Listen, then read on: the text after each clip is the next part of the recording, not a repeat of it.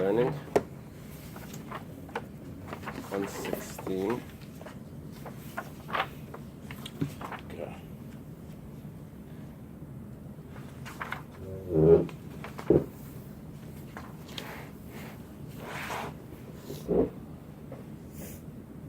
The bottom of 116b.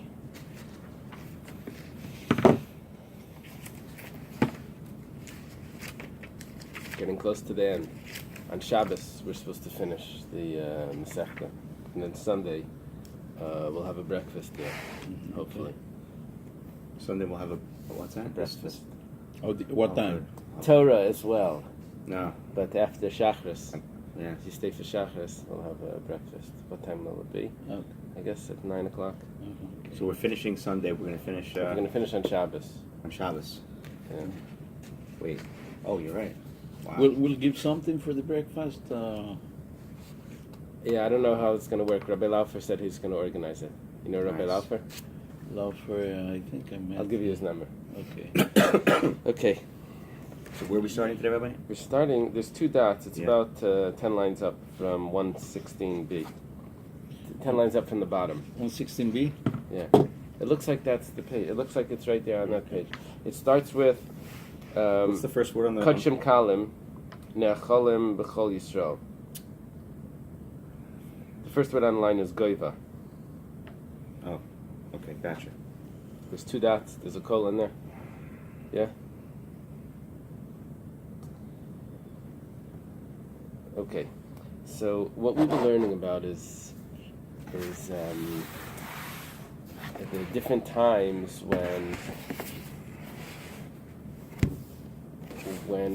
the Jewish people were allowed to bring sacrifices on private altars. Right? Right. So now we're holding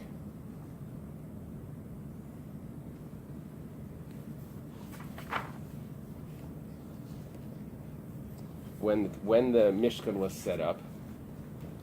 So it says that they were allowed to have Kodshim Kalim in all of the camp of Israel.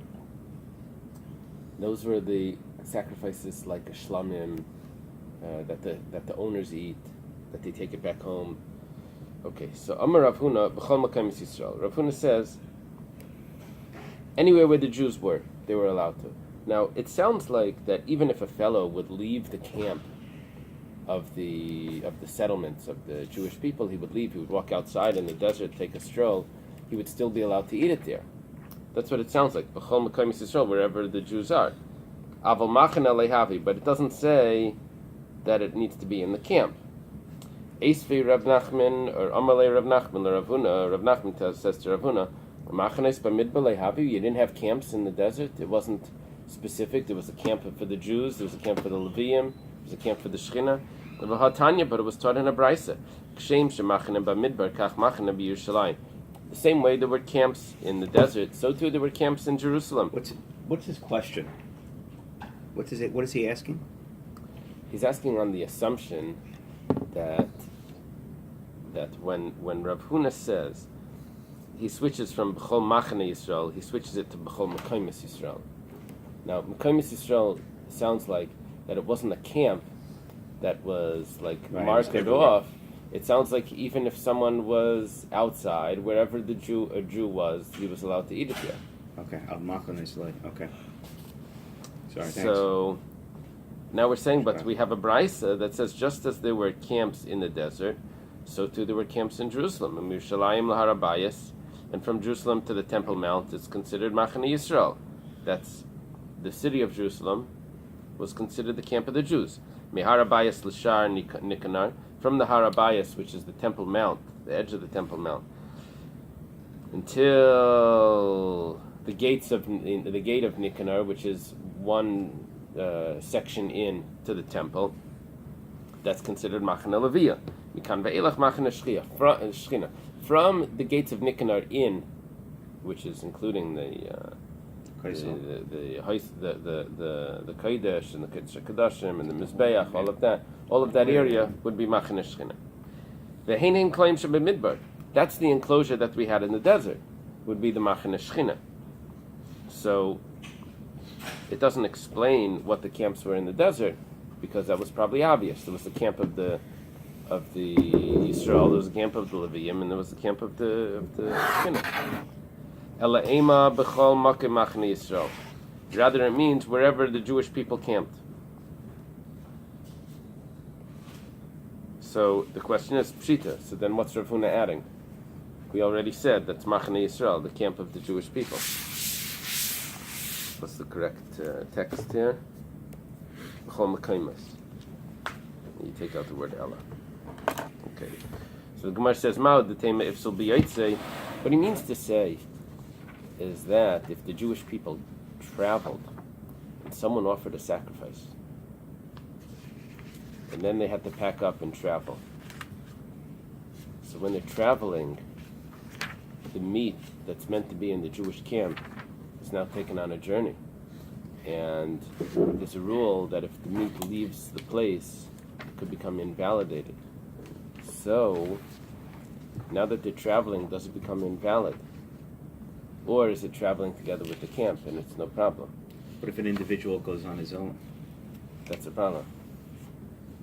It leaves, it's yoitze. If it leaves the right place, it has a psul of yoitze. It left the place where it's supposed to be. But again, this is a time where there's no... This is where the Jewish people are traveling because God said they blew the trumpets and they start traveling. So what happens to the meat that was there? So the rule is like this. I could have thought that it becomes invalid because it left the camp. Didn't really leave the camp, it traveled with the camp. Kamash Malan, that when they set up the new camp, you're just ready to eat. It's not considered like it left the camp. Oh, you taking this one that you want? Just two of the English ones. No, you keep this. This is a Shabbos. Yes. Okay. So in other words, if they were out, but they no matter where they were, as long as they were in a kavutza, it's not like they ever left Right. physically where they were. But maybe it's not so. Maybe if they travel, it actually becomes invalid. Around 116 towards the bottom, 4 lines from the bottom. So Amakra, the pasuk says, "V'nasa oyel mayed." The tent of meeting travels. Will travel. Afal pishanasa oyel mayedu. Even though it's traveling, it's still called the oyel mayed, the tent of meeting, even though it's already folded up. That means that if it's called the tent of meeting while it's traveling, that means that the camps, even though they're traveling, are still considered intact. We're talking about the desert, eating the meat in the desert, what exactly the camps were there, and if they traveled in middle, would it become invalid? So we're saying that it doesn't. Tanya, it's taught in a brisa. Reb Shimon ben Yochai Yomer. Shimon ben Yochai says, Oida Cheres Haisa. In Jerusalem, there was a fourth camp, the Chel Ezer Snashim. It was considered the Chel and Ezer Snashim. That was the area. The Chel is a small enclosure that went around the temple wall. And there would be no punishment if anyone went in there when he's impure. This is mentioned when it gives you in Masechta Kelim the 10 holinesses that are from this is holier than that, that's holier than that. So one of them is this area. Okay. Reb Shimon ben Yochai is going to discuss. Just out of curiosity, why did you notice a lot of times before here it was just saying Reb Shimon? How come it changed in very high now? So some people think that Reb Shimon is after he was in the cave. Reb Shimon ben Yochai was before he was in the cave. Some people think that that's the. Yeah, you said it. Yeah. So he was Reb Shimon bar Yochai before he was in the cave, Yeah. and then he became Reb Shimon afterwards. Yeah. But So he was right. So he was when he mentioned those comments. Those were before he was in the cave. Reb Shimon would When have been it after. alludes This to Reb comment would have Shimon. been before. I'm sorry. Reb This one. Shimon Right. ben Yochai. Okay. Right. Wow, that's cool. Okay.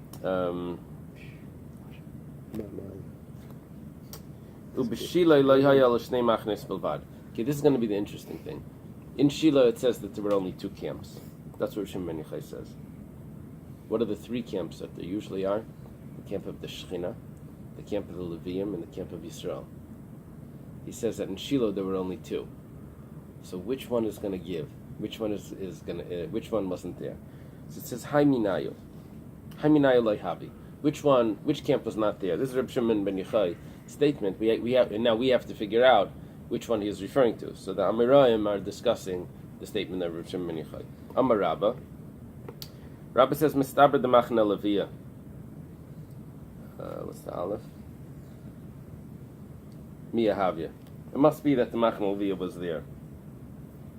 So which one was missing? Machna Yisrael. The camp of the Israelites, that was missing. The last one. Because if it would enter your mind to say that the Machna Levia wasn't there, so Nimtzu Zavim Utmei Mesim Mishtalchim Chutz L'Machna Achas. V'Atayra Amrav Le'Yitamos Machaneim. We would be in trouble because someone that touched the dead body is meant to leave the Machna Shechina. Where does he go? Machna Levia normally. Someone that's a Zav is meant to leave the Machna Levia, and where does he go? He goes to the Machna Yisrael. If there's no Machna Levia, so the Tamei Meis is going to go to the Machna Yisrael, and the Zav is going to go to the Machna Yisrael. And it says in the verse, "Vayitamos Machaneim," that these two people should not make impure their camps. That means that they're sent out of two camps. And if there's no Machna Levia, then they're going to end up both in the same camp.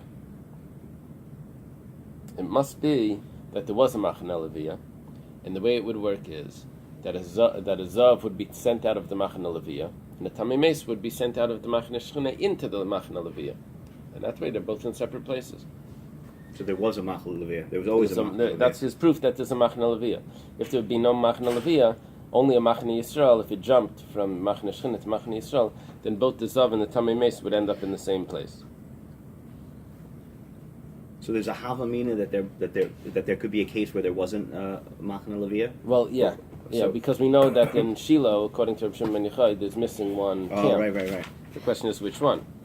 And it says 10 Machna Lezeh. It means you have to give them a place for this one to go and a place for that one to go. Separate places. Amalei Rava. So Rava responds to Rabba. Rava was a student of Rabba. This is many conversations, Rava. Oh no, actually, this is a problem. There's many conversations of Baya in Rava. This is the second time in Zevachim that we have an Amarle from Rava to Rava. There's an author, Aaron Hyman, who wrote 3 very good volumes on the. It's called Toldos Tanam V'Amiraim, and he has this claim that Rava and Rabba never discussed anything. And this is the second time that I have a question on what he wrote. It's out of print. Must have passed away. I don't know, 70, 80 years ago. So Amalei Rava responds to Rabba, Elamai Machna Yisrael, Elamai. Rather, what Machna Yisrael Lehavi. There's no Machna Yisrael. That's what Rabba is suggesting. Nimtzu. It comes out. Zav and Mitzvah mishtalchen l'makom echad. Comes out that the Zav and the Mitzayra are sent to the same camp. V'atayram rabadad yeshiv, shlo yeshiv tamei acher imay. What happens to a Mitzayra? We know he's gossip, whatever he has now, tzaras. It says that he's supposed to sit in solitude outside the camp. So if there's no Machna Yisrael, so where's he sent out of? Sent out of the Machna Levia. There's no in Shiloh there was nothing considered Machna Yisrael. Outside was not considered a camp. So he's outside of Machna Levia. Now a Zav, someone that has an impurity that comes from his body, is sent out of the Machna Levia as well. Where is he? He's sitting outside the Machna Levia with the Mitzayra. The pasuk says the Mitzayra is supposed to be alone, in solitude. Vadad Yeshiv. So you can't say that there was no Machna Yisrael either. Rather, what does it mean that there was missing one camp? There really were all 3 there. What does it mean that there were only 2 camps? Leklita. That means for absorption, if someone killed a b'shogeg, good. So normally the Machna Levia, the camp of the Levium, was also an absorption place for It was considered a Ari Miklat. But while they were in Shiloh, it wasn't. He had to go to an actual Ir Miklat.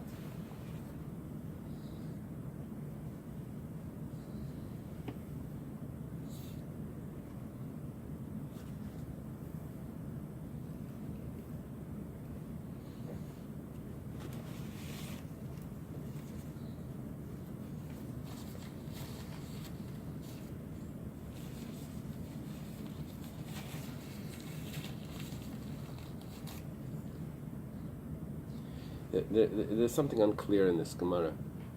There were only two camps. What does it mean there were two camps? Which two? Leviah and Shechina. No, but we also had a Machne Yisrael. If you don't have Israel, you don't have Shechina. If you don't have Shechina, the Levim is only the connected between Hashem to the Israel, כלל ישראל.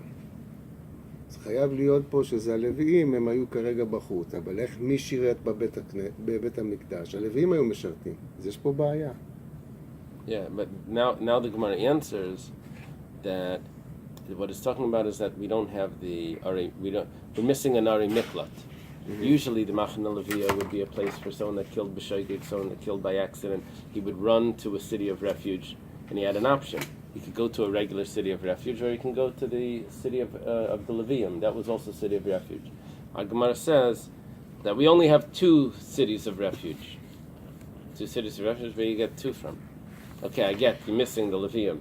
So the commentary that they quote here is, it says like this, that really the top of the Mizbeach is also in certain places we find that that's a refuge. We find who was it that in Malachim that he ran to the Mizbeach, he held on after? No, I thought it was Yayav or something. I think Yayav. I think Yayav ran to the Mizbeach to when after David HaMelech passed away. Yeah. Right? What was he running to? That's the corner of the Mizbeach. They're running after him. Yeah, Shlomo was going to kill Yayav, and so he ran to the Mizbeach. That was supposed to be a place of refuge.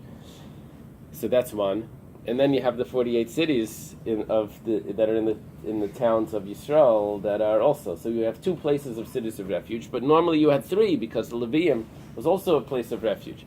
But here, while they were in Shiloh, they only had two of those locations. One in the Machne Shechina, which is the Mizbeach, and one in the 48. One area of in the Machne Yisrael. Okay. Mizbeach was only for Kahanim in the middle of the Aveda. True. That was a mistake. That was Yaev's mistake, right? Okay. I guess they would still count it. And that's one. Okay, Michlal. But this implies the B'midbar havi kol Machane Leviah. Reb Shimon Bar Yochai is saying that you're missing one camp while they were in Shiloh. That means that they had it in the Midbar. What's he referring to? The absorption of the Ari Miklat. Umar says in. Yes. Vahatanya, is this correct? But it was taught in a Braisa. Maybe this is B'nichusa. How do you read this Vahatanya? Let's see.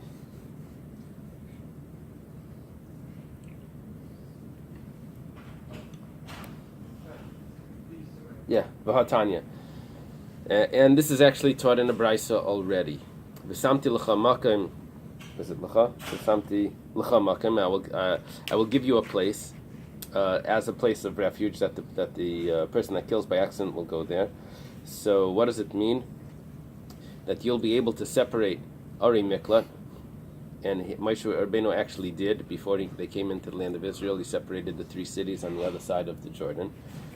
So when it says Makim, that place, it says B'chayecha in your lifetime. Makim is Makaimcha. It's actually also referring to the Machane Leviah. Makaimcha is your place. Asher Yonashama, that he will run there. Malamed Shemagalin Bamidbar, that even while they were in the desert, before they came up to the place, before they came into the land of Israel, before on the other side of the Yarden, that there was already a place. If someone killed by accident in the desert, Lahechan Goylan, where would they go to exile in the desert? Machane Leviah. They would go to the place of the Levium. That means in the desert they did have a location for someone to go to.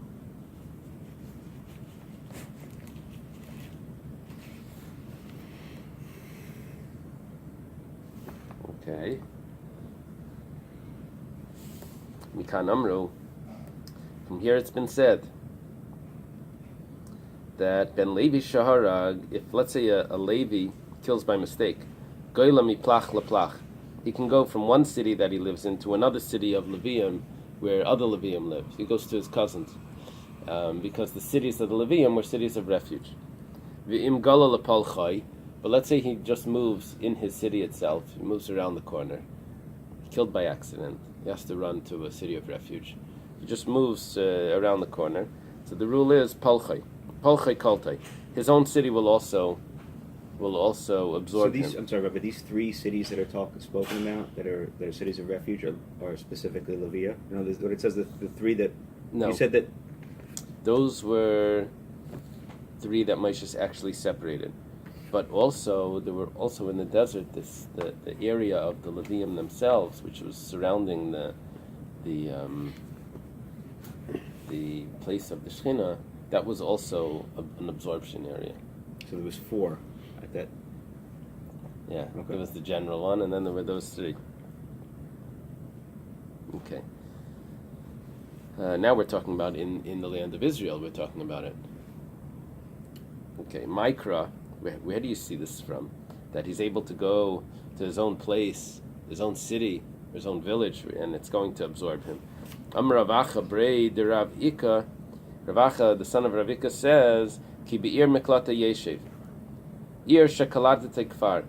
It says that he will remain in the city of refuge, in his city of refuge. That means in the city that was already absorbed him from before. That even though he's supposed to move from one place to another, but even if it's his own city, that's also valid. Okay. Bo leGilgal. We're like moving through the Mishnah, and the Mishnah is like chronological.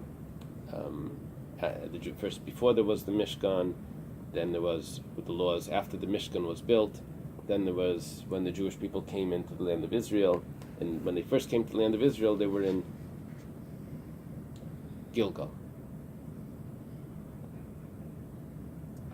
That's before Shiloh. How many years there? I believe that This was is right when they came into Eretz Yisrael? 14 years. Sorry about that. Yeah, Well, the- right when they came into Eretz Yisrael. The war on the distribution. During 7 years war and 7 years. Right. During that time, that's what we're holding right now. And then Shiloh. Then they came to Shiloh. Now, during this time, they were the Bama, the private altars was permissible. They didn't have a real public place. So we learned this before, that if someone had an obligation to bring an offering, he had to wait for those 14 years until he was able to bring it. All right. He could give it on private altars. He could give donations on private altars, but you can't bring an obligation offering on a private altar. That's what we've mentioned before. So we called that Machosar Zman. Remember, if you brought it too early, and if it's slaughtered too early outside the temple, that was our discussion before. Taner Rabbanon. The rabbis taught. We're going to have 4 opinions. Apparently, it appears to be 3, but it's supposed to be 4.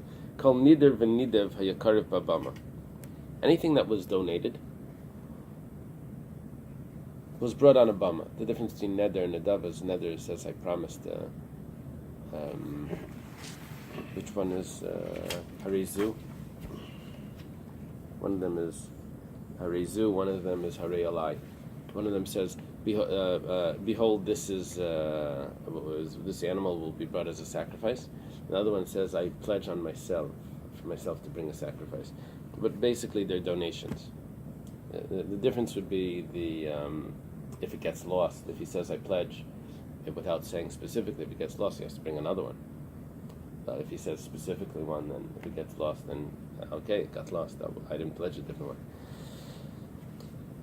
So, kol nidav v'nidav hayakarav babama. It could be any donation could be brought on a bama. Shei nidav v'nidav, but a sacrifice that's not donated. Why? Because it's an obligation.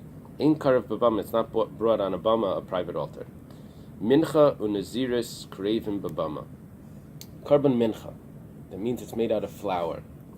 Or if someone was a nazir, he has to bring a whole slew of korbanos. This one and that one and all different types of things a nazir has to bring. So those are sacrifices that are brought on a bama. Divrei Reb Meir. These are the words of Reb Meir. The Gemara is going to explain that Reb Meir's opinion is because he accepted on himself the Naziris, so that's like he made a donation. He accepted that on himself. That was self-imposed. The sages say, the sages say no. What is yachid? What is that? Liyachid. Sacrifices for an individual were only either a burnt offering or a shlamim, which means there was no mincha there. That's immediately we have a very clear machlekes. Were they allowed to bring a korban mincha? And also they're leaving out the naziris. He's not talking about what a nazir does. Rabbi Yehuda says, this is the third opinion, Kol shat siber vayachid makrivim ba'il mayid. Anything that the public or an individual was able to bring in the tent of meeting in the desert, Sheba Midbar, so makrivim ba'il mayid Sheba Gilgal. You could bring it in Gilgal as well, even if it was an obligation offering. Now Gilgal, there was an altar there, but it was it was called a Bama Gedola. It was a large altar, which was meant for community sacrifices, but it wasn't the type of place that would be that would say that this is the only place where you could bring. We're allowed to bring in other places as well. It wasn't permanent enough to be considered like the temple. So Rabbi Yehuda holds that you could bring obligation offerings there as well. What's the difference between the tent of meeting in the desert and the tent of meeting that was in Gilgal, in that city? So when they were in the desert, they were not supposed to have private altars. They had to bring everything to the tent of meeting. In Gilgal, you were allowed to have private altars as well. People were spread out. Isn't it like a kavachimer? If you could bring it, in. In other words, if you could bring it in somewhere where it's not so much kedusha, outside. Wait, you could bring it in the desert. In the desert, you bring it to the oil moed, right?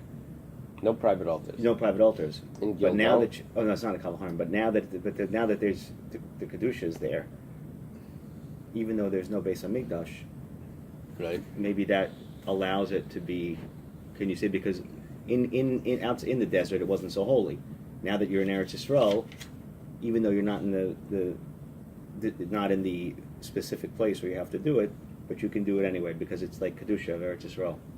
Oh, so to speak. Yeah, I don't know if it has to do with the kedusha of Eretz Yisrael, because it gets worse when we build the Shiloh and then everything becomes forbidden.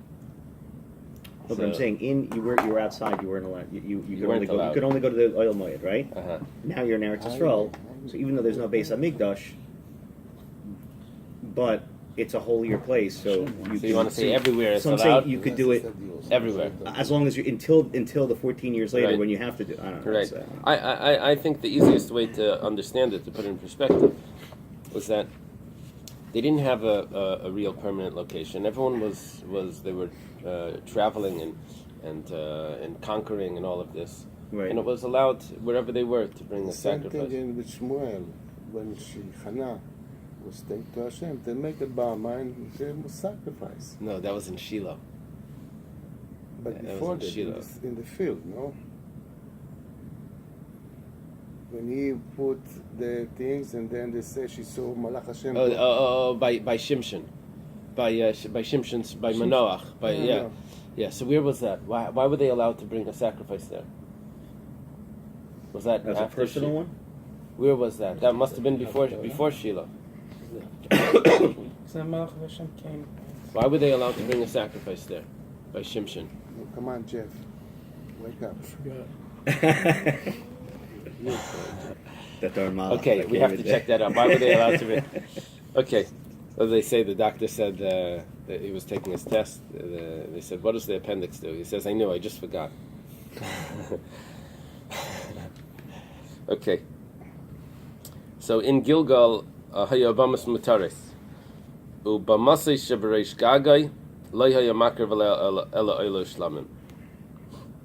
On his own bama, yes, he's only allowed to bring an oilo shlamim, a burnt offering and a piece of. But what about the bama, the community bama in Gilgal? Over there, he's allowed to bring all his obligations. That's what the opinion of Rabbi Yehuda.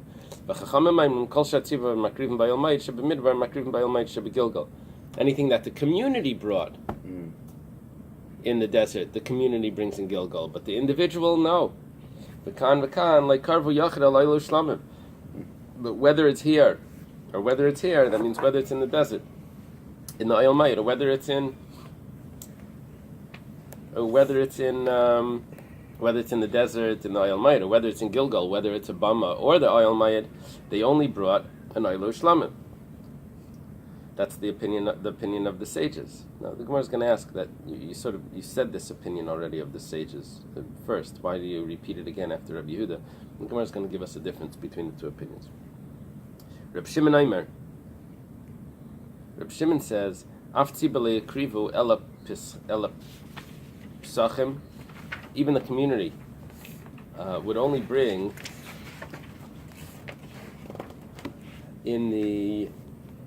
on the Great Bama in Gilgal, they would only bring the Karban Pesach, the Chayvish HaKavol Amzman, and things that had a specific time. So, for example, the Karban Tamid that was brought daily, the Karban Musaf that was brought on special occasions, on holidays, that they would bring. You would say Yachid you couldn't do. He's even discussing the Tzibur. Yachid for sure not. But even the Tzibur that would have to bring, sometimes the Tzibur would have to bring a Par Helam Davar Shel Tzibur if the community does a sin, if there were other sacrifices that the community would have to bring. They said that wasn't brought. Besides for the individual that doesn't bring on the Bama in Gilgal. Besides for that, even the community doesn't bring in Gilgal. My time the Reb Meir. Now the Gemara goes through and explains these four opinions. The first opinion was Reb Meir. Reb Meir held that you can bring a Karban Mincha on the private altar, and you can also bring the Nasir, could bring the sacrifices. What's the reason for Reb Meir?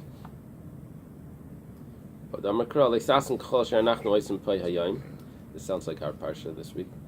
That you shall not do what all of us are doing today, here, when you enter into the land. What are they doing today that they shall not do when they enter the land? So Moshe tells the Jewish people, Ki alisa la'aretz, when you will go up into the land, Yesharis takrivu, chayvus le'takrivu. Only bring Yesharis. Yesharis means